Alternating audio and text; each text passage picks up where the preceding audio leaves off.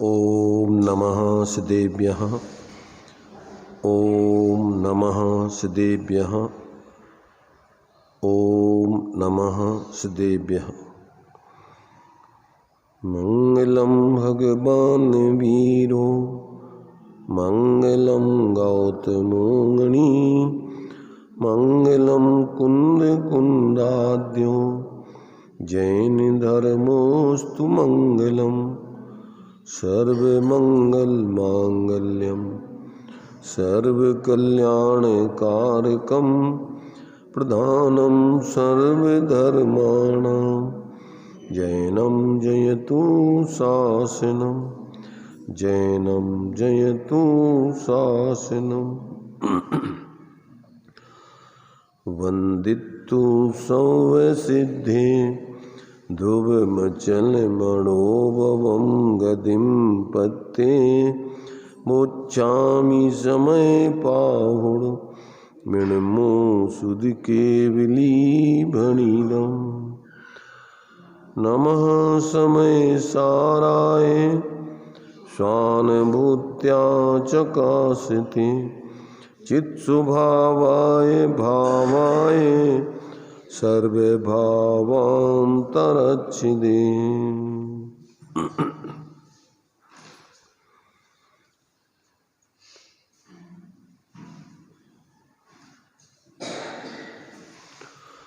समय सारजी मोक्ष अधिकार अंतिम दो गाथाओं के ऊपर आचार्य अमृतचंद देव ने जो 5 कलश लिखे हुए हैं, उन्हीं गाथाओं के भाव को खोलने के लिए और इस अधिकार का उपसंहार करने के लिए उसके बारे में अपन यहाँ विचार कर रहे हैं। प्रथम कलश 188 कल हो गया था, 189 कलश चलेगा। यहाँ आचार्य देव इस बात को सिद्ध कर रहे हैं कि जिस व्यवहार प्रतिक्रमण का परमार्थ अप्रतिक्रमण रूप परिवर्तन करके निषेध किया गया है, अगर कोई अज्ञानी जीव भ्रम से उसके यथार्थ स्वरूप को ना समझकर और शुभ भावादि रूप प्रतिक्रमण का त्याग कर दे और शुद्ध भाव रूप स्वाश्रय रूप ऐसी तीसरी भूमिका जो निश्चय प्रतिक्रमण रूप है, जिसको व्यवहार से अप्रतिक्रमण कहा है। अप्रतिक्रमण अर्थात इस व्यवहार प्रतिक्रमण से ऊपर उठ करके जो शुद्ध स्वरूप में प्रवृत्ति करता है, वो अप्रतिक्रमण स्वरूप कह रहे उसको। एक अप्रतिक्रमण होता है शुभ भावों को छोड़कर अशुभ भाव में चले जाना, वो भी अप्रतिक्रमण है। प्रतिक्रमण माने शुभ भाव रूप प्रवृत्ति, गलती होने पर निंदा आदि गर्ह आदि करके उसका शोधन करना। और जो जीव आकंठ विषय कषायों में डूबे हैं, परिग्रह आदि में डूबे हैं, जिनके जीवन में वस्तु स्वरूप को समझ करके स्वरूप का अवलंबन तो है ही नहीं, और जो आत्मकल्याण करने के लिए देव शास्त्र गुरु आदि का सानिध्य करके और सत्संग आदि करके उपदेश आदि नहीं सुनते और तत्व निर्णय आदि नहीं करते और बाही में अशुभ प्रवृत्ति ही करते रहते हैं और शुभ प्रवृत्ति है जान करके शुद्ध प्रवृत्ति करते नहीं हैं, तो ऐसे हतजीवों के लिए यहाँ पर जो है आचार्य देव उनकी निंदा करते हैं। ये कलश ऐसे प्रमादी जीवों की निषेध करने के लिए आगे लिखा गया है कि जहाँ प्रतिक्रमण आदि शुभ भाव को विष कुंभ कहा है, तो फिर अप्रतिक्रमण आदि पाप भाव रूप अमृत कुंभ कैसे हो जाएंगे। ऐसा यहाँ पर जो इस कलश में स्पष्ट करके प्रमादी जीवों का, अज्ञानी जीवों का यहाँ पर निषेध करके और वास्तविक स्वरूप समझ करके जो प्रमाद आदि से रहित ऐसी अप्रमत्त दशा है, स्वरूप आश्रित दशा है, उसको धारण करके जो मात्र व्यवहार प्रवृत्ति में संतुष्ट हैं, ऐसे उन बाह्य सिर्फ सुर प्रवृत्ति करने वालों का अभाव करते हुए या उसका निषेध करते हुए और बाह्य जो प्रमाद आदि रूप प्रवृत्ति है उसका तो सर्वथा निषेध करके आचार्य देव अब इस कलश में उस बात को ही स्पष्ट करते हैं। यहाँ निश्चय से प्रतिक्रमण आदि को विषकुंभ कहा है और अप्रतिक्रमण आदि को अमृत कुंभ कहा है। इसलिए यदि कोई विपरीत समझकर प्रतिक्रमण आदि को छोड़कर प्रमादी हो जाए तो उसे समझाने के लिए आचार्य कलश रूप काव्य कहते हैं। 189 नंबर का कलश है, देखिए। जो भक्तांबर स्तोत्र जो पढ़ते हैं उस लय में ये बसंत तल का छंद में इस कलश को अपन पढ़ेंगे। हम बोलेंगे एक लाइन, आप लोग भी उसको दोहराएंगे। यत्र प्रतिक्रमणमेव विसंप्रणीतम्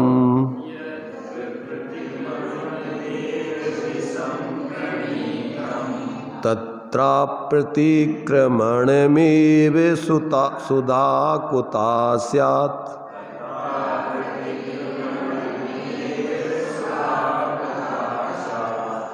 तत्किं प्रमाद्यति जना प्रपतन्यधोधा।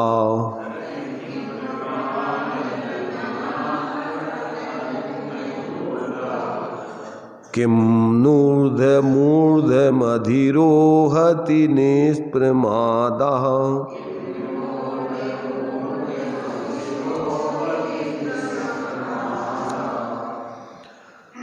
इसका देखिए हिंदी दिया हुआ है, आपके उसमें नहीं है, हम इसमें पढ़ते हैं। प्रतिक्रमण भी अरे जहाँ विष जहर कहा हो, अमृत कैसे कहें वहाँ अप्रतिक्रमण को। अरे प्रमादी लोग अधो अधो क्यों जाते हैं, इस प्रमाद को त्याग ऊर्ध्व में क्यों नहीं जाते। क्या कह रहे यहाँ पर? ये कह रहे हैं यत्र प्रतिक्रमणम ये विषम प्रणीतम। हे भाई, जहाँ प्रतिक्रमण को ही विष कहा है, तत्र अप्रतिक्रमणम एव स्वधा कुता स्यात्। वहाँ अप्रतिक्रमण अमृत कहाँ से हो सकता है, अर्थात नहीं हो सकता। तब फिर जना अधा अधा प्रपतन किम प्रमात्यति। मनुष्य नीचे ही नीचे गिरता हुआ प्रमादी क्यों होता है। निष्प्रमाद होता हुआ ऊर्ध्वम ऊर्ध्वम किम न अधिरोहति, ऊपर ही ऊपर क्यों नहीं चढ़ता है। इसका भावार्थ दिया हुआ है।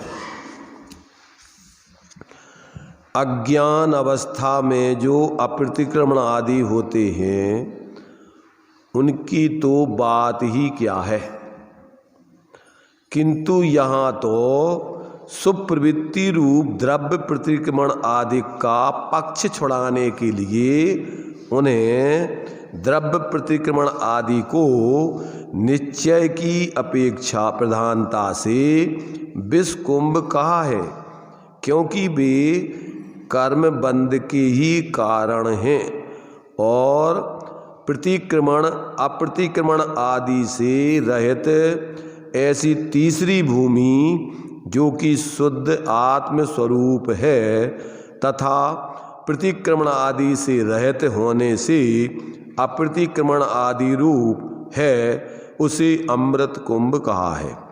अर्थात वहाँ के अप्रतिक्रमण आदि को अमृत का कुंभ कहा है। कहाँ के? तृतीय भूमि पर चढ़ाने के लिए आचार्य देव ने यह उपदेश दिया है।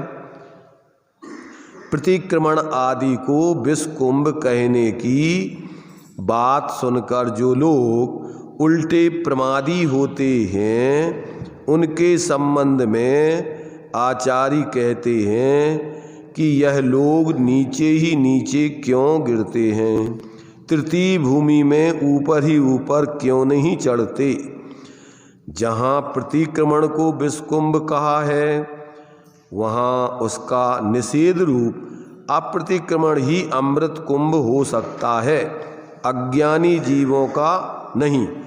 इसलिए जो अप्रतिक्रमण आदि अमृत कुंभ कहे हैं वे अज्ञानी के अप्रतिक्रमण आदि यानी पाप रूप प्रवृत्ति शुभ को छोड़कर अशुभ में प्रवृत्ति रूप नहीं जानना चाहिए, किंतु तीसरी भूमि के शुद्ध आत्मामय अप्रतिक्रमण आदि जानना चाहिए।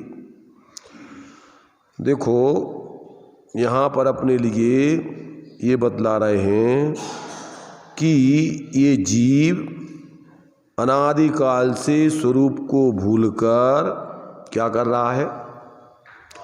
बाही में ही प्रवृत्ति कर रहा है। शरीर आदि में मूर्छित होकर के पंचेंद्रियों के विषय आदि में ही लग कर के जी रहा है, कसायमय जीवन ही जी रहा है। आज तक उसने अपने निस्वरूप को जाना नहीं, माना नहीं, उसकी साधना की नहीं। देखो यहाँ पर अपने लिए ये जीव प्रमाद में कहते हैं उल्टा उल्टा क्यों जाता है? आचार्य देव कह रहे हैं कि जब प्रतिक्रमण आदि को विषकुंभ कहा है तो इसको सुनकर लोग उल्टे प्रमादी क्यों होते हैं। अब यहाँ ये समझो, प्रमाद माने होती स्वरूप की असावधानी। प्रमाद क्या कहलाता है? असावधानी स्वरूप की प्रमाद कहलाता है। और असावधानी दो प्रकार की होती है स्वरूप की। कौन कौन सी? एक होती है आत्म अश्रद्धा रूप और एक होती है आत्म अस्थिरता रूप। स्वरूप की असावधानी दो प्रकार की होती है, एक मिथ्यात्व रूप और एक कसाय रूप। कैसी होती है स्वरूप की असावधानी? एक मिथ्यात्व रूप स्वरूप की असावधानी और एक कसाय रूप स्वरूप की असावधानी, यानी स्वरूप की अस्थिरता रूप और स्वरूप की श्रद्धा रूप।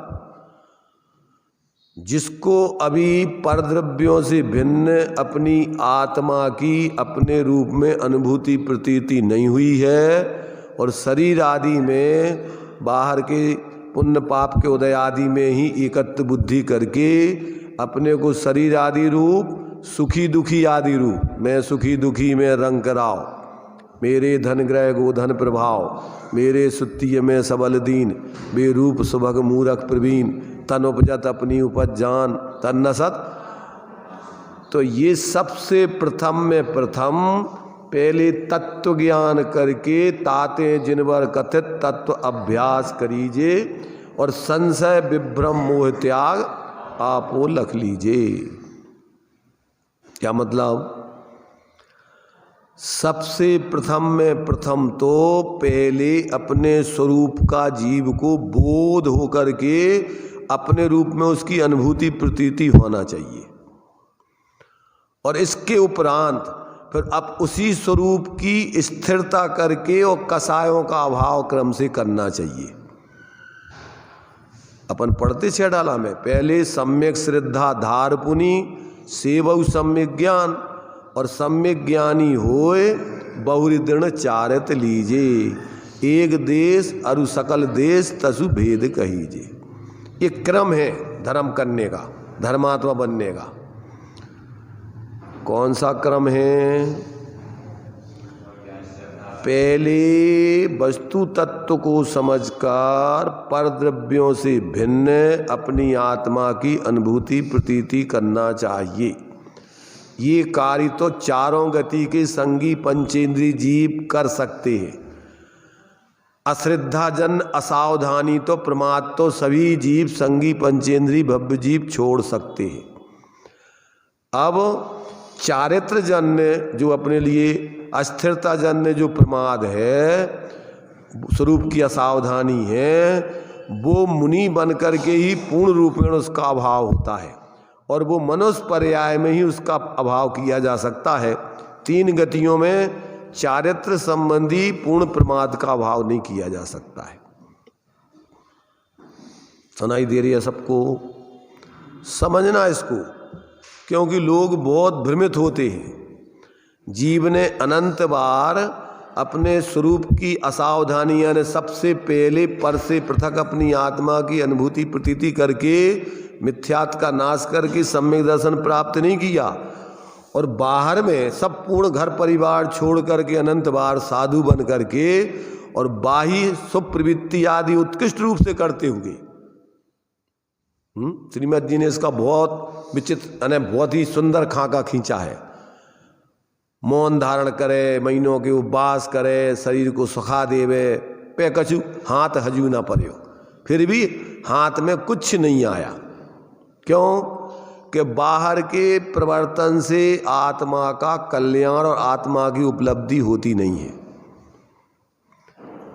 बाहर से सब कुछ जो तुम्हारा है नहीं उसको तुमने छोड़ दिया, तो पहले तो तुम्हारे ज्ञान में तत्व अभ्यास करके वस्तु स्वतंत्रता का निर्णय करके कि एक परमाणु मात्र हमारा है ही नहीं, तो पहले तो जो तुम्हारा है नहीं ऐसा उसको ज्ञान में जानकर और अपना जो स्वरूप है उसको अपना स्वरूप जानकर अंदर में अनुभव करके प्रतीति पहले तो वो करो। ये काम तो आप जहां हो वहां रह के कर सकते हो। कौन सा? वस्तु स्वतंत्रता का निर्णय। क्यों? कि इसमें तो अपने लिए क्या करना है, कहीं भागना नहीं है, कहीं सिर्फ जाग करके वस्तु स्वरूप समझना है। और ये समझ लेने के बाद अब जब अपने स्वरूप की अपन को अनुभूति प्रतीति हो गई और परद्रव्यों से भिन्न अपन ने समझ लिया कि अपना कुछ भी नहीं है, तो अब स्वरूप की स्थिरता करने के लिए जिन बाह्य परिग्रह आदि को अपन ने बुद्धि पूरा ग्रहण किया है और उसके निमित्त से संकल्प विकल्प होते रहते हैं, तो फिर उनका शक्ति प्रमाण त्याग एक साथ की बात नहीं है।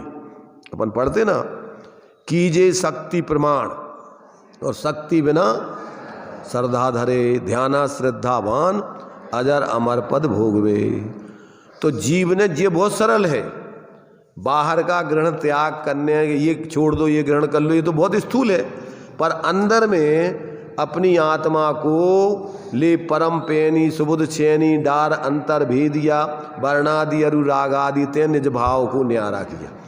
अंतर में उपयोग को एकाग्र करके अपने आत्मा को जो ज्ञान लक्षण से लक्षित है उसको ज्ञान में अंदर में देख करके अनुभव करके और उसकी ये मैं हूँ, और जब ऐसी उसकी अनुभूति प्रतीति करोगे तो कोई अलौकिक अतीन्द्रिय आनंद का स्वाद प्रारंभ होगा, जिसको धर्म कहते हैं, जहाँ से मोक्ष का मार्ग चालू होता है। कहाँ से होता है? अनुभव चिंता मणि रतन, अनुभव है रसकूप, और अनुभव मार्ग मोक्ष को, और अनुभव यहाँ से मोक्ष का मार्ग चालू होता है। स्वरूप अनुभव से ही मोक्ष का मार्ग चालू होता है और स्वरूप अनुभव की लीनता में ही पूर्ण हो जाता है, बाहर में कहीं कुछ लेना देना नहीं। तो उसके लिए प्रथम क्या करना? वस्तु विचार, पहले तो वस्तु स्वरूप का निर्णय करो, और वस्तु स्वरूप का विचार निर्णय करके फिर जो अभी शाम को अपन ने जो अभी वो जो द्रव्य संग्रह जी की दूसरे अध्याय की भूमिका पढ़ी जा रही है, जिस क्रम से अपने लिए मोक्ष की सिद्धि और मोक्ष मार्ग की आश्रय बंद आदि का अभाव होकर के संबंध नजरा पूर्वक और क्या होता है मोक्ष की सिद्धि होती है, तो वो निश्चय रत्नत्रय पूर्वक परद्रव्यों से अपने एकत्व भक्त आत्मा को अंदर में ज्ञान श्रद्धान में लेकर के और उसकी अनुभूति प्रतीति करते हुए वहां से मोक्ष मार्ग चालू होता है। अब ये जब तक जीव नहीं करता है तब तक वो अपने मनमाने तरीके से सांप्रदायिक बुद्धियों में क्या क्या करते रहते वो जाने, पर ये काम नहीं किया आज तक। जो धर्म का मार्ग है, मोक्ष का मार्ग, जो स्वाश्रय से है, इसमें पराश्रय का कोई संबंध है नहीं।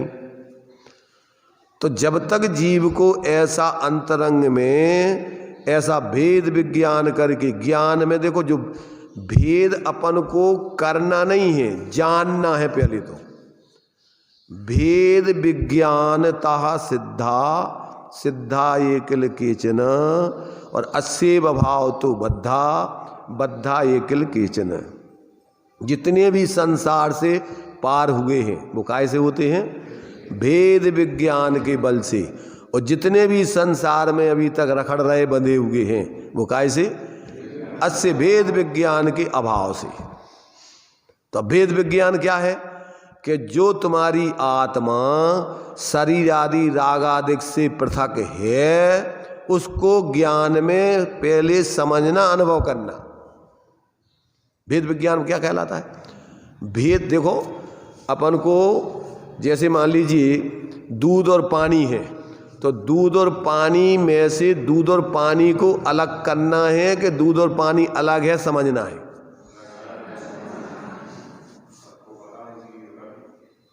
और फिर जब अपन को ये कि अलग है तो अलग हो सकता है, फिर समझ रहे ना, पहले अलग है तो अलग हो सकता है, अलग नहीं है तो अलग कैसे करोगे उसको? तो ऐसे ही अपन शरीर कर्म आदि और राग आदि अपने आत्मा के स्वभाव से भिन्न हैं, अलग हैं कि उनको करना है।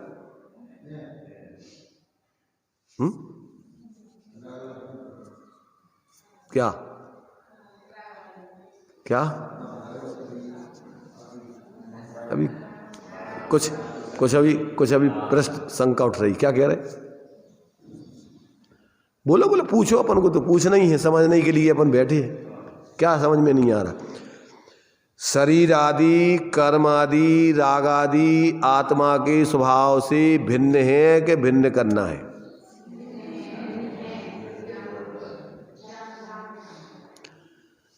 तो अभी अपन को काय से जानेंगे अपन? देखो अभी तो सब मिले जुले एक क्षेत्रावगाही संबंध है, सब चल रहा है।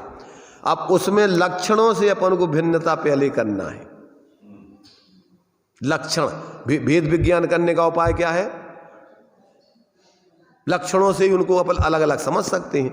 जैसे मान लीजिए, ऐसा सोचो आप कि ठंडाई है, ठंडाई में 5 चीजें हैं, तो 5 चीजें अपन को अलग अलग हैं कि उनको अलग अलग करना है? तो अब उनको समझना है। ठंडाई में तो सब इकट्ठी अपन को एक संग दे दें, अब अपन को उसमें से अलग अलग करना है, तो कैसे करोगे? उसके लक्षण भेद, उसके स्वाद भेद से अपन अलग अलग करेंगे ज्ञान में। कैसे? कि जब अपन किसी को ठंडाई पिलाई और उससे कहे भैया देखना इसमें काली मिर्च ज़्यादा तो नहीं हो गई, तो कैसे देखोगे? अब उनसे काली मिर्च अलग करके निकाल के देखोगे, क्या करोगे?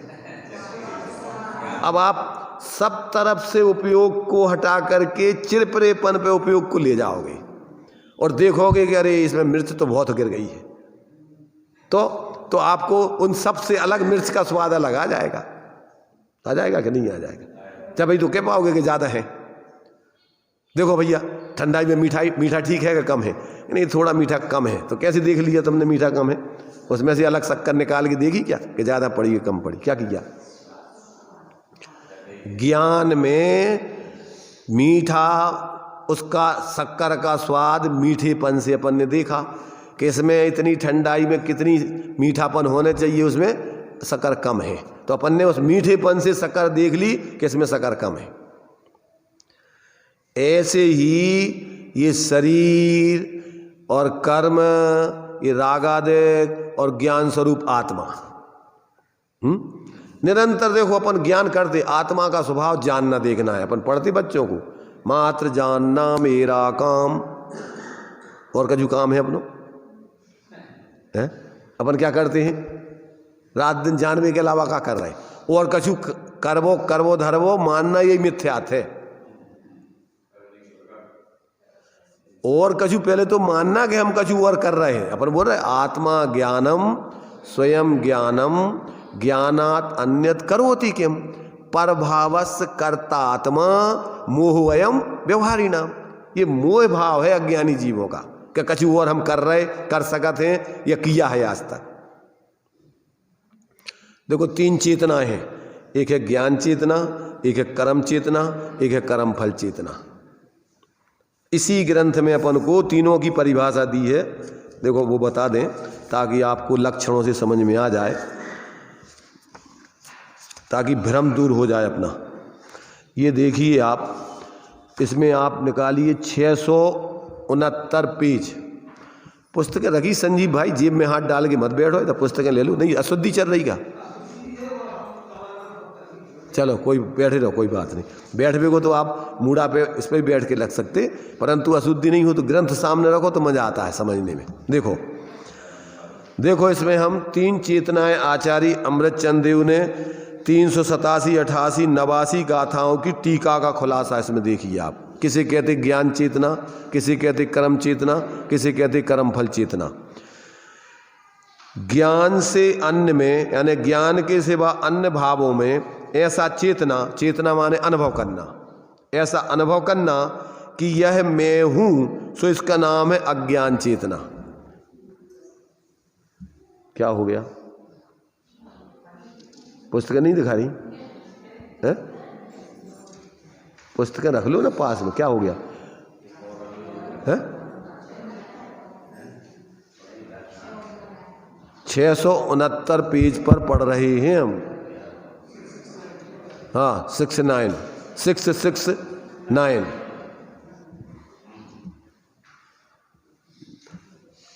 इंग्लिश पढ़ने वाले हिंदी नहीं जानते हैं कभी कभी है? हाँ 2 6 और फिर 9। चलो तो देखो क्या कह रहे, किसे कहते हैं? पहले तो 2 चेतनाएं बता रहे, ज्ञान चेतना और अज्ञान चेतना। तो क्या है ज्ञान चेतना?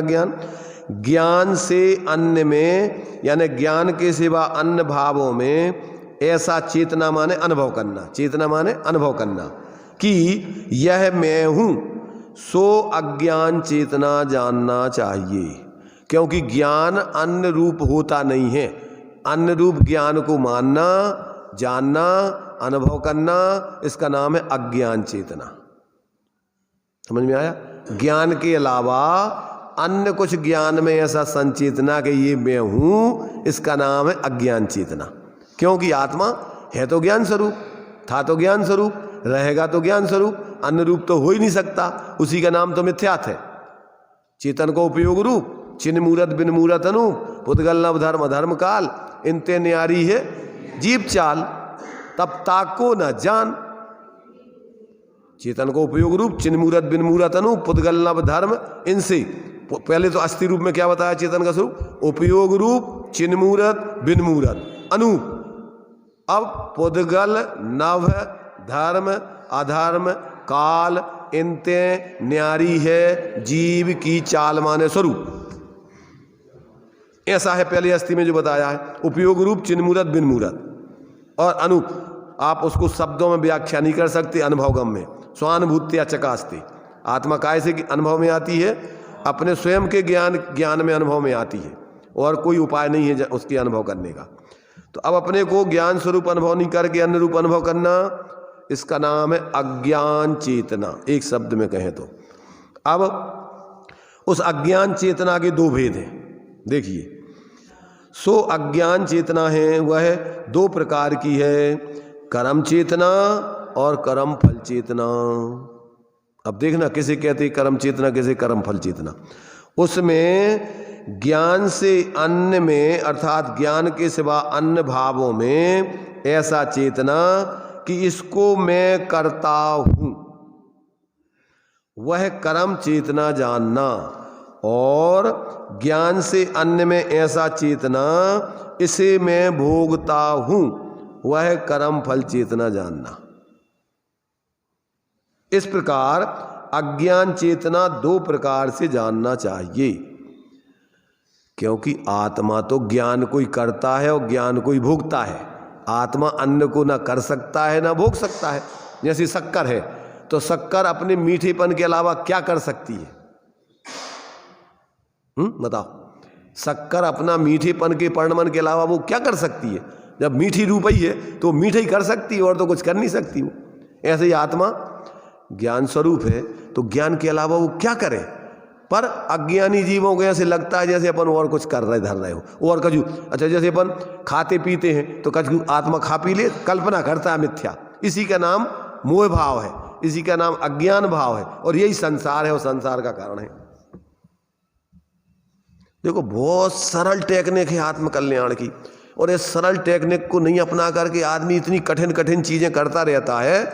इसमें अपने लिए कहीं कुछ जाना नहीं, किसी से कुछ लेना नहीं, कुछ देना नहीं, सिर्फ मात्र भेद विज्ञान करके अपने को अपने रूप में ग्रहण करके जीना है, बस इतना सो काम करने। पढ़ते पर निज को निज, पर को पर जान, फिर दुख का अब जो नहीं करने बाकी, और तुम जो कजू कहो सो कर भी तैयार है। श्रीमद जी के पास एक श्वेतांबर साधु थे, तो वे आचार्य बन करके उनने बहुत लोगों को उपदेश दिया। बड़े बड़े संप्रदाय समूह बना के शिष्यों के बीच में उनने बड़े आचार्यपना किया खूब। अब जब इनके सानिध्य में आए तो उनको लगा कि अभी तक हमने बहुत गलत उपदेश देते रहे सबको, उल्टा ही सुल्टा सब। तो कही भैया अब क्या करें, इसका क्या प्रायश्चित है? तो उन्होंने कि भैया इसका प्रायश्चित तुम्हें बताएं, स्वीकार करोगे कि नहीं? बताओ साहब। स्वीकार करेंगे, क्यों नहीं करेंगे। तो इसका प्रायश्चित ये है कि जिन शिष्यों में आपने अपना आचार्यपना किया है, उपदेश दिया है, उनमें जाकर के सब में कहो कि आज तक हमने बिल्कुल गलत उपदेश दिया और ये उपदेश नहीं मानना हमारा। अज्ञानता में हम गलत उपदेश देते रहे। कहने लगे साहब जी तो नहीं हो पाएगा। अब तक हम जिनमें आचार्य बने रहे, मान सम्मान पाते रहे, और उनमें हम कहें कि हम मूर्ख भी। तुम्हारे गौतम गणधर की तो जैसी समस्या थी, उन शिष्यों में वो स्वीकार नहीं कर पाए। चलो हम तुम्हारे गुरु के पास ही चल रहे हैं। अपनी अज्ञानता छुपाने के लिए उनने ये कार्य किया था, पर होनहार अच्छी थी तो ऊंट पहाड़ के नीचे आ गया, समझ में आ गई कि हम कहाँ खड़े हैं, हमारी का औकात है। मनुष्य पर्याय में महान कसाय की मुख्यता है। यहाँ व्यक्ति अपने को कोई हीन नहीं मानना चाहता है, कमजोर नहीं दिखाना चाहता। जो जहाँ है वो हम तो सबसे श्रेष्ठ हैं।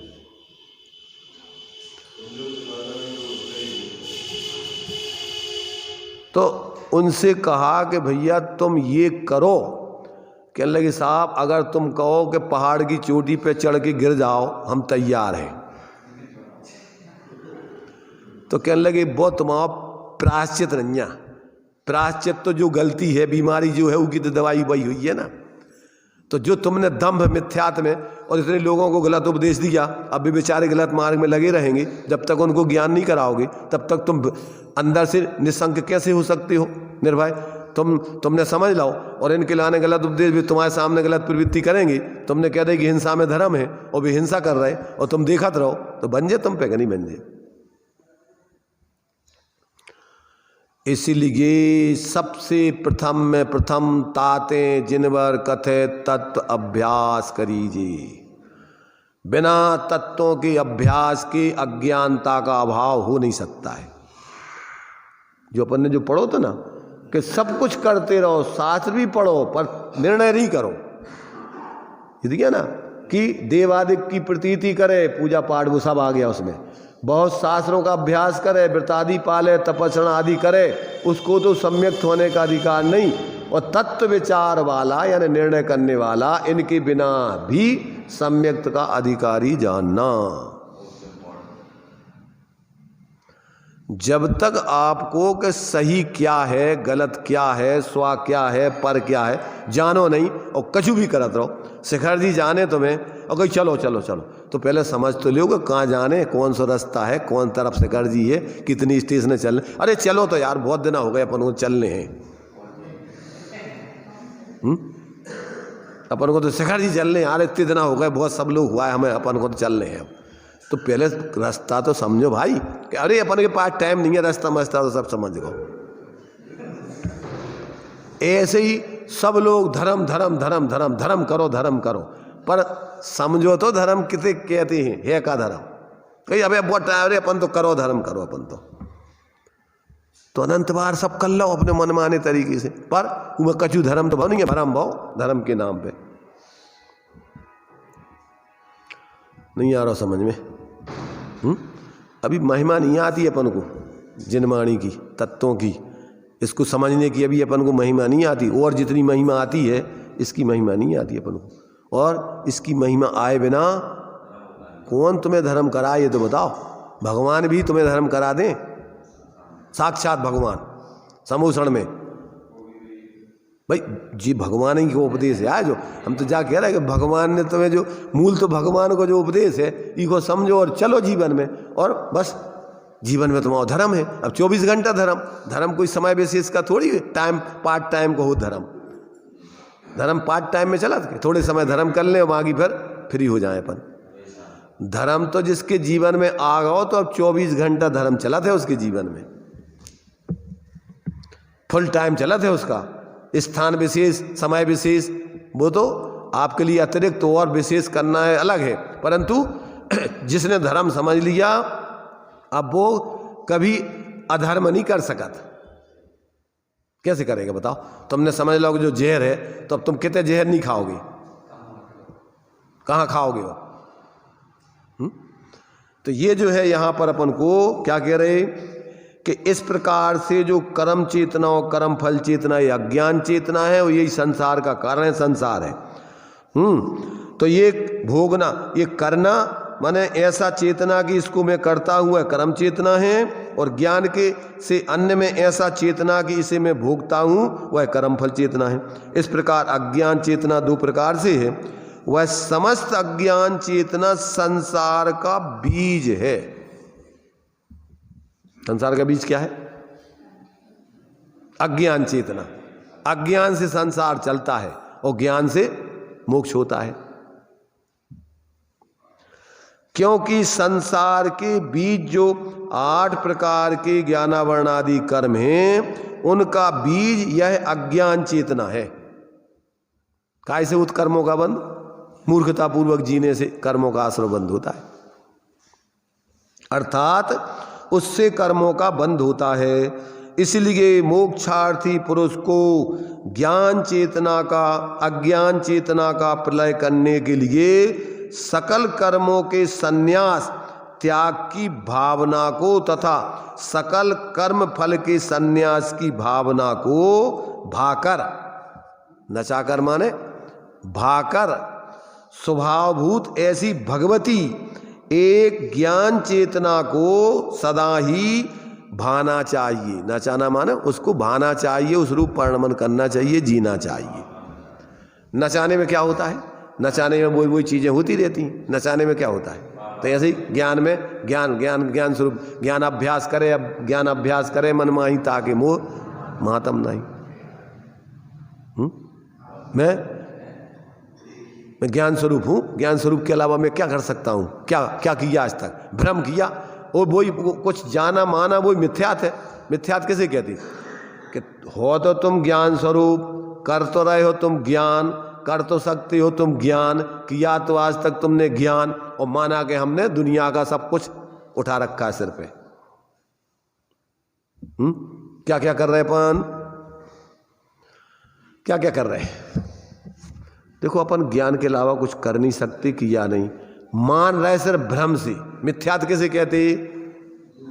जो है नहीं जैसा वैसा मानना, उसका नाम ही तो मिथ्यात है, उसी का नाम तो अज्ञान है। और वैसा आचरण करने का प्रयत्न करना, उसी का नाम कसाय है, कुछ मिथ्या चारित्र है। मिथ्या दर्शन मिथ्या ज्ञान के साथ जो प्रवृत्ति है उसका नाम मिथ्या चारित्र है।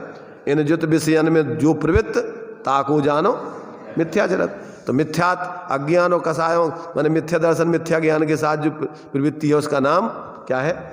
उसका नाम ही मिथ्या चारित्र है।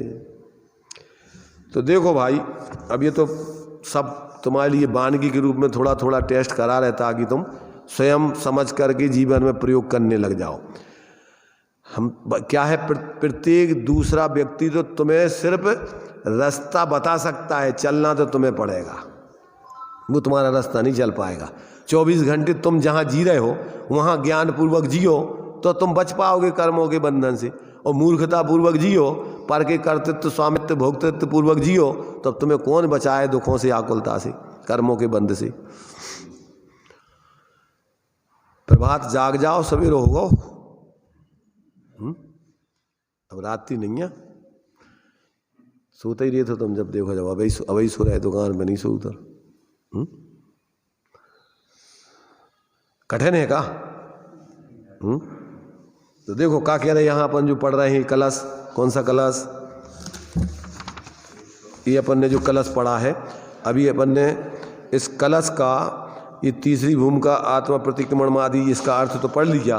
अब इसका जो है, इसमें जो नाटक समय सार में इसका जो अर्थ दिया है, थोड़ा इसको बहुत सरलता से समझाया है, इसको हम पढ़ते हैं। देखिए यहाँ दिया इसमें इन्होंने, नंदन बंदन धुतिकरण श्रवण चिंतवन जाप पढ़न पढ़ावन उपदिशन बहुविध क्रियाकलाप शुद्धातम अनुभव जहाँ शुभाचार तहाँ नाहि करम करम मारग विषय शिव मारग शिव माही। क्या कहा? यहाँ कहते हैं जिनवाणी का मर्म जानकर गुरु के वचन सुनकर आनंदित होना, ऊपर दिया ना, नंदन बंदन थुतिकरण। नंदन माने आनंदित होना, कैसे? जिनवाणी का मर्म जानकर गुरु के वचन सुनकर आनंदित होना और नमस्कार करना, स्तुति करना, सुनना, चिंतवन करना, जाप जपना, पढ़ना पढ़ाना, उपदेश देना। नंदन बंदन थुतिकरण श्रवण चिंतवन जाप और पढ़न पढ़ावन उपदिशन उपदेश आदि देना। बहुविध क्रियाकलाप, अनेक प्रकार के जो शुभ भाव है। शुद्धात्म अनुभव, जहाँ शुद्धात्मा का अनुभव होता है, शुभाचार तहाँ नाई, वहाँ शुभ प्रवृत्ति रुक जाती है। और कर्म कर्म मार्ग विशेष शिव मार्ग से माए। कर्म में कर्म प्रवृत्ति कर्म को करने वाली है और धर्म की प्रवृत्ति धर्म स्वरूप है। तो शिव मार्ग माने मोक्ष स्वरूप है। वो शिव मार्ग कैसा है? स्वाश्रित रूप है, निर्विकल्प स्वभाव के अनुभव रूप है। इसलिए वो अपने मुक्त स्वरूप आत्मा के क्या है? आत्मा के आश्रय रूप है मोक्ष मार्ग, और संसार का मार्ग पराश्रित है, ऐसा जानना चाहिए। ई विधि वस्तु व्यवस्था जैसी कही जिनंद कही में तैसी। ये कह रहा भैया देखो, ये हम अपने मनमाने तरीके से नहीं कह रहे। कौन कह रहे? भगवान जिनेंद्र ने ऐसी कही, हम तो वैसी कह रहे हैं आपके सामने। ही विधि वस्तु व्यवस्था जैसी कही जिनंद कही में तैसी जे प्रमाद संजुगत मुनि राजा जे प्रमाद संजुत मुनि राजा तिनके शोभाचार सो काजा। जहाँ प्रमाद दशा नहीं व्यापे तहाँ अवलंब आपनी आपनो आपे। हिंदी में बहुत सरल है, भाव समझने का प्रयत्न करें। ता कारण परमाद उत्पाती प्रगट मोक्ष मार्ग को घाती। जे प्रमाद संजुगत गुसाई उठई गिरई गिंदुक की नाई।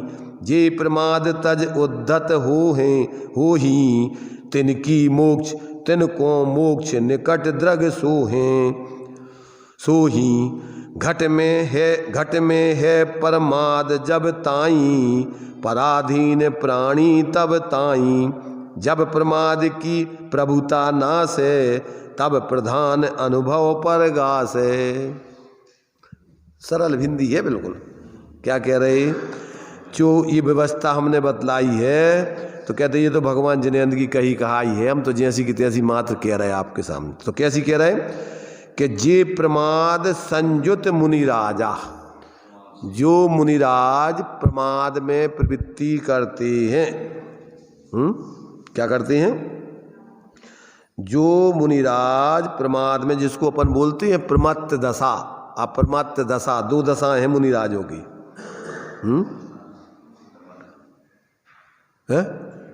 छठमा सातवां जो ये अंतर। गेंदुक की नाई, गेंद को ऐसा पटको तो जैसे उचकत है गेंद जो दे रहे ना, के जे प्रमाद संयुत मुनि राजा तिनकी शुभाचार सो काजा। वे शुभ प्रवृत्ति में, मतलब 28 गुण आदि की प्रवृत्ति में प्रवर्तमान होते हैं। और जहाँ प्रमाद दशा नहीं व्यापे तहाँ अवलंब आपनो आपे। जहाँ उनकी प्रमाद यानी प्रवृत्ति कसाय की प्रवृत्ति नहीं होती है, वहाँ वे अपने स्वरूप के ही अनुभव को आप अनुभव करते हैं। तो ता प्रमाद अब आगे इसलिए देखो, जहाँ प्रमाद दशा नहीं व्यापे तहाँ अवलंब आपनो आपे, और ता कारण प्रमाद उत्पाती, इस कारण से प्रमाद बहुत उद्यम करने वालों है। और प्रगट मोक्ष मार्ग को घाती, कैसा है? अपने आत्मा के मोक्ष के मार्ग को, शांति के मार्ग को घात करने वाला है। और जे प्रमाद संयुगत गुसाई, जे मुनिराज उस प्रमाद के क्या है, प्रमाद के अधीन हो जाते हैं। जे प्रमाद संयुगत उस सहित हो जाते हैं। और कैसी उनकी दशा होती है? उठई गिरई किंदुक की नाई, छठवें गुणस्थान से सातवें में, सातवें छठवें में गेंद की तरह ऐसे उचकते रहते हैं। जैसे झूला होता ना, तो इधर इधर इधर इधर, ऐसे ही अंतर्मुहूर्त में छठ विकल्प में आ गए प्रमाद में, और अंतर्मुहूर्त बाद फिर निर्विकल्प दशा हो गई। ये तुम्हारी जो तुलसीदास जी ने लिखी ना रामायण, उसी समय हते ये आपस में इनकी चर्चा भी हुई है। इनने उनके लाने तुम्हारे से अपनी रामायण भेंट करी, और उन्होंने इनके लाने अपने कुछ भी पंक्तियाँ वगैरह दी गई थी। तो इस प्रकार से वो चौपाई में लिखा हुआ है जो रामायण लिखी जिस उसमें कौन, सिया राम मैं सब जग जानही, करही प्रणाम जोर जुग पानी। तो वही लय में चौपाई में लिखा हुआ है। तो ये जो है कहते हैं कि जे प्रमाद संयुगत गुसाई, उठई गिरई किंदुक गिंदुक की नाई, जे प्रमाद तज उद्यत हो हैं, तिनको मोक्ष निकट द्रग सू है। क्या?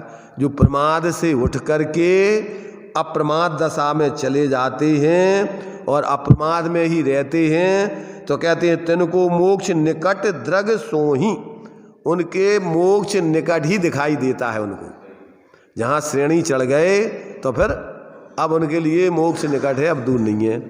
तो इस प्रकार से घट में है प्रमाद जब ताई, पराधीन प्राणी तब ताई। जब तक प्रमाद है, प्रमाद हमने बतलाए थे दो प्रकार के, एक दर्शन मोहजन्य, तो वो तो पूरा का पूरा प्रमाद ही है, वो तो स्वरूप को बिल्कुल भूला हुआ है। और एक चारित्र मोहजन, तो वो जितना जितना भी कसाय का है उतना उतना वो अस्थिरता जन्य, उसको स्वरूप की असावधानी है, और जितनी जितनी स्वरूप की स्थिरता और दृष्टि ज्ञान है उतना उतना अप्रमाद दशा चल रही। तो ऐसी उनकी मिश्र धारा चलती चारित्र में। तो इस प्रकार से जब प्रमाद की प्रभुता नाश है, तब प्रधान अनुभव पर गास है। जब प्रमाद की प्रभुता माने उसका महत्व खत्म हो जाता है, तब मुख्य रूप से स्वरूप का अनुभव ही जीव को रह जाता है, और वो फिर ज़्यादा संसार में नहीं रहता है। ता कारण जग पंथ इत उत शिव मार्ग जोर, और परमादि जग को धुके अपरमादि शिव ओर। इस प्रकार वस्तु व्यवस्था का स्वरूप जिनेंद्र भगवान ने जैसा कहा उसको यहाँ इन्होंने कहा है। अब कहते हैं कि इसी कारण प्रमाद संसार का पंथ है और अप्रमाद शिव पंथ है। प्रमादी संसार की ओर जाते हैं और अप्रमादी मुक्ति की ओर जाते हैं, ऐसा जानना चाहिए। इसका सारांश ये कितना हो गया? ये जो है वस्तुतः बात ऐसी ही, बात तो ऐसी है कि जो मुनिराज प्रमाद से संयुक्त हैं उन्हें तो शुभाचरण से ही प्रयोजन है। जहाँ प्रमाद की दशा व्याप्त नहीं होती वहाँ एकमात्र अपने आत्मा का ही अवलंब रहता है। इससे यह अत्यंत स्पष्ट ही है कि प्रमाद की उत्पत्ति मुक्ति मार्ग का घात करने वाली है।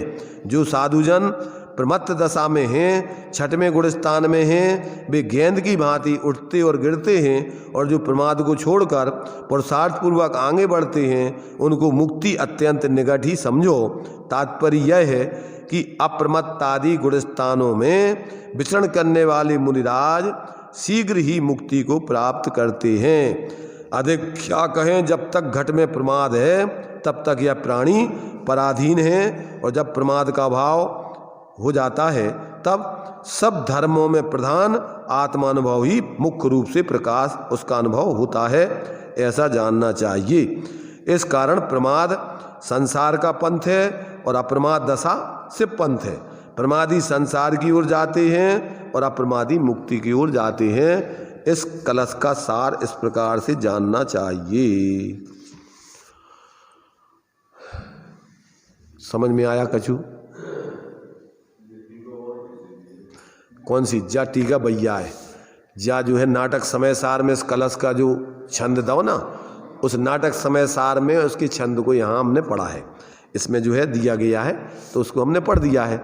बात वही है, वहाँ अपन को संक्षेप में दिया, यहाँ थोड़ा विस्तार करके उसको खुलासा कर दिया, और कुछ अंतर नहीं। तो कुल मिलाकर के अपन को सार क्या समझना,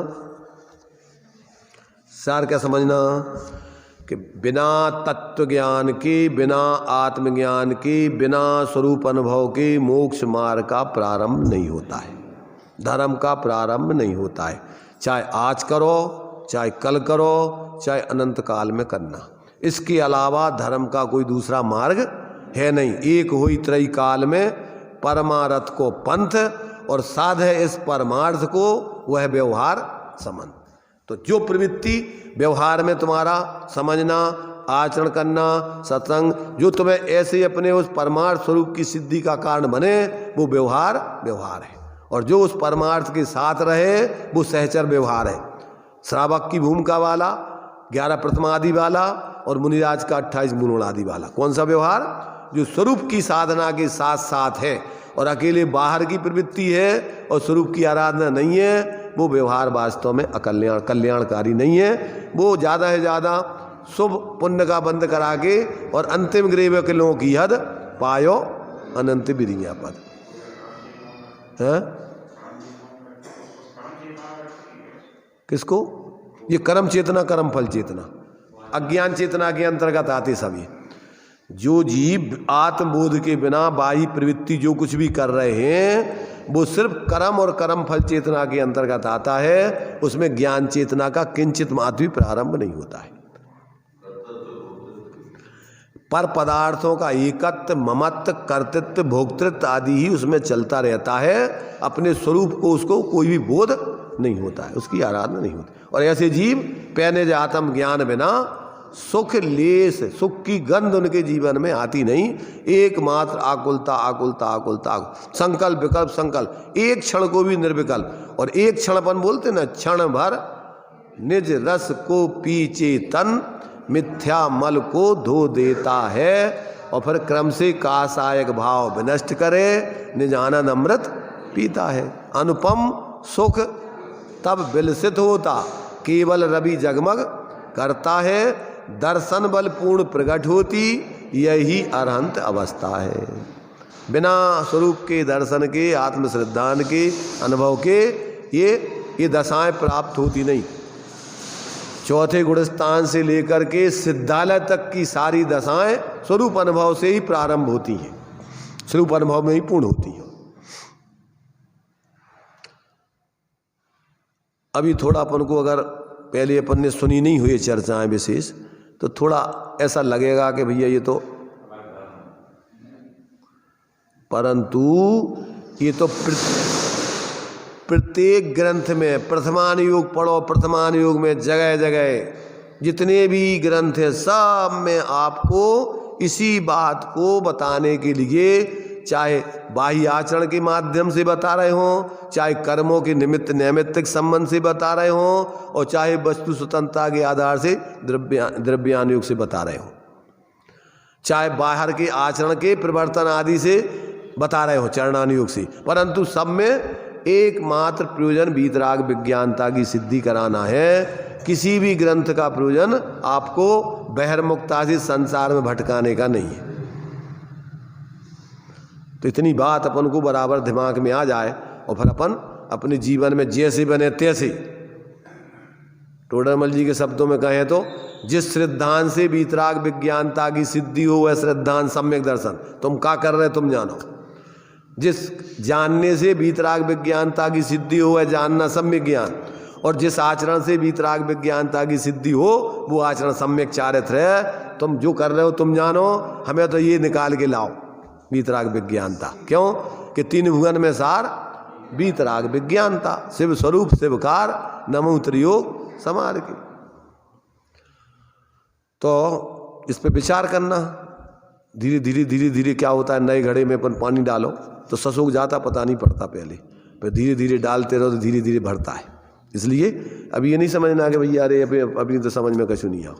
और ये तो ऐसे नहीं अपन को बैठना है कि अपन तो मेहमान हैं, घर धनी को वक्ता को जो कछु सुनाऊ ने वो सुनाऊ तेरे में है। जैसे मेहमान होता ना, तो मेहमान तो आगाओ घर धनी को जो बना के खिलाऊ ने जो खिलाऊ दो, हमें क्या करने, हमें कोई चिंता नहीं करने। तो इतने अपन को मेहमान बन के नहीं बैठना है, इतने अपन को खुद घरधनी बन के अपन की अपनी खुद की चर्चा है, और ये खुद समझ करके अपन को अपने जीवन में ये मार्ग कैसा है, आप बनावे आप ही खावे, इतने कोई दूसरों की बनी बनाई चीज़ें में खाने को नहीं मिलती।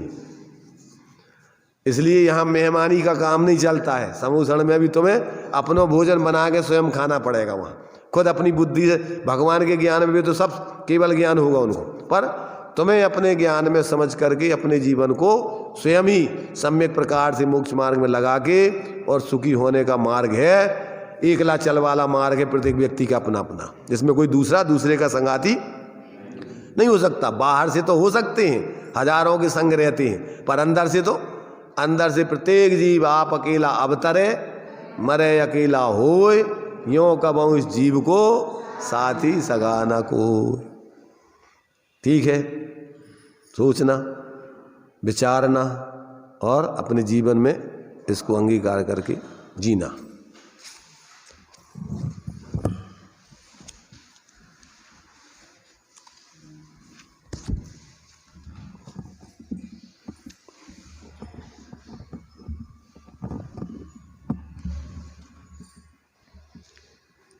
कर्म शुभ और अशुभ दोनों ही बंद हैं, आत्मा को फंसाने के फंद हैं। कर्म शुभ और अशुभ दोनों ही बंद हैं, आत्मा को फंसाने के फंद हैं।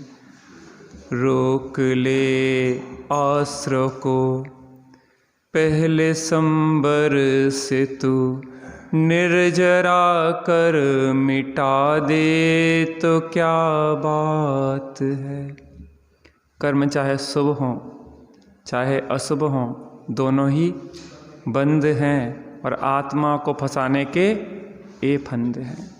पहले समझा जाएगा, बाद में त्याग कर्म से होगा, तो वह सब इकट्ठी छूटेंगी नहीं। पहले तो ज्ञान में आपको ये जानना है कि ये बंधे रूप हैं। तो तत्वों के निर्णय में आश्रय को आश्रय रूप जानना, बंध को बंध रूप जानना, और फिर अपने निर्बंध स्वरूप का लक्ष्य करके, तो आज जीवन में तो तुम्हारे फिर अशुभ से निवृत्ति करके और शुभ में प्रवृत्ति रहते हुए भी ज्ञान में श्रद्धान में ये वास्तव में अपन को छोड़ने लायक है, पर अभी एक साथ ये छूटते नहीं हैं, तो वो क्रम से छूटेंगे। तो इसलिए ये नहीं सोचना कि शुभ अशुभ दोनों बंद के कारण है, तो भैया अब क्या करें। तो वही बता रहे कि अब क्या करें को मतलब जो नहीं है कि तुम शुभ अशुभ छोड़ करके वो क्या करो, अब क्या करोगे बताओ। अशुभ शुभ अशुभ छोड़ के स्वरूप में चले जाओ तो वो तो करना ही है। अब वो अगर एक साथ अपना हो नहीं सकता तो क्या करना कि त्याग शुभ क्रियाकलाप करो मत कदाचि पाप, शुभ में ना मगन हो, उसमें एकत्र बुद्धि करके नहीं प्रवृत्ति करना है। भेद विज्ञान पूर्वक स्वरूप के अवलंबन से जितना जितना अपन स्वरूप आश्रय करते जाएंगे, बाहर से भी अशुभ से तो निवृत्ति हो ही जाएगी, शुभ में भूमिका अनुसार तो बुद्धिपूर्वक तो छठवें गुण स्थान तक मुनि राजों के जीवन में शुभ प्रवृत्ति 6 आवश्यक आदि बदला है ना, जो अपन को समता स्तुति वंदना, वे भी भगवान की स्तुति वंदना पूजन ये सब करेंगे। पर ज्ञान में क्या रखेंगे कि ये अपन को अभी जब तक अपन स्वरूप में नहीं हुए तो ये भी अपन को शुभ भाव आश्रय भाव है, ये छोड़ना है। पर कब कि जब स्वरूप में पूरे प्रवृत्ति हो जाएगी तो छूट जाएगी। बुद्धिपूर्वक ज्ञान में तो निर्णय करके जानना, पर प्रवृत्ति में क्रम से छूटेंगे, ये समझना। तो वही बात कभी कभी क्या होता है, ऐसा सुन करके अपन निर्णय के तल पे की बात चलती है तो वो आचरण में छोड़ करके व्यक्ति फिर स्वच्छंदी हो जाता है। इसलिए बहुत संतुलन की जरूरत है, इसमें समझने की जरूरत है।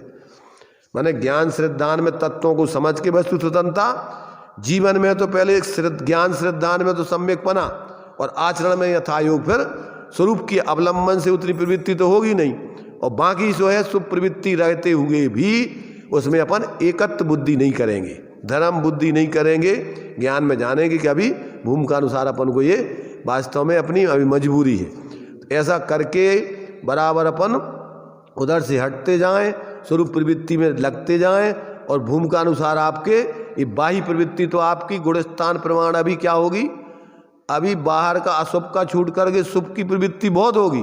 शुद्ध प्रवृत्ति तो अपने लिए शुद्ध उपयोग तो कभी कभी होता है, परंतु परिणति में जितनी जितनी स्वास्थ्य की वृत्ति बनेगी, सम्यक दर्शन, सम्यक ज्ञान पूर्वक, सम्यक चारित की जितनी जितनी अनंतानुबंधी गई उतनी वीतरागता।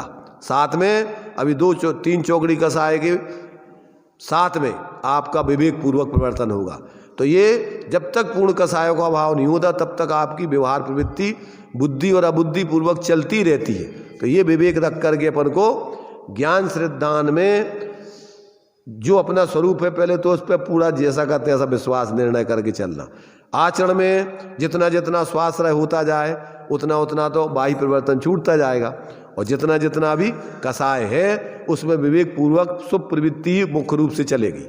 ऐसा बराबर अभी अपन ने कहा कि कोई जीव स्वच्छंदी होकर के समझते नहीं हैं और वे सोचते हैं कि भैया ये दोनों एक जैसे हैं, तो अब क्या करना, अब अंदर में स्वरूप प्रवृत्ति तो करते नहीं है और फिर मनमाने तरीके से स्वच्छंदाचार रूप प्रवृत्ति करते रहते। तो ये भ्रम में नहीं पड़ना, उसी के लिए अपन को ये छंद आगे के दिए हैं, आगे और भी चर्चा चलेगी।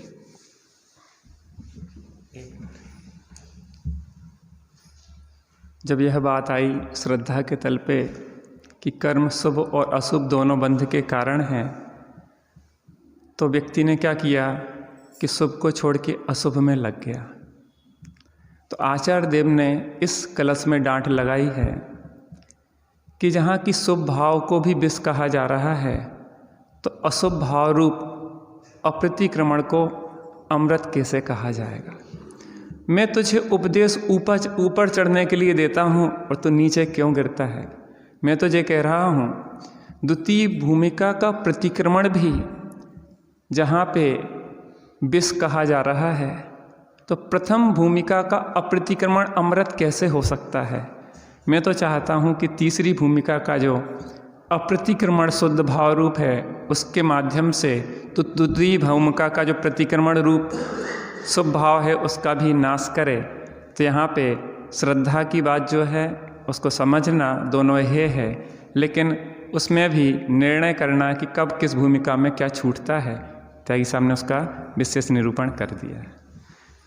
सापेक्ष अमृत जिन बचन निरपेक्ष सत चैतन्य घन दरसार है कलिकाल में अनुभव करो है भव्य जन तीर्थंकरों के विरह में यदि ना रहे ए जिन बचन तो स्वपरहित कैसे करें इस जगत में फिर भव्य जन।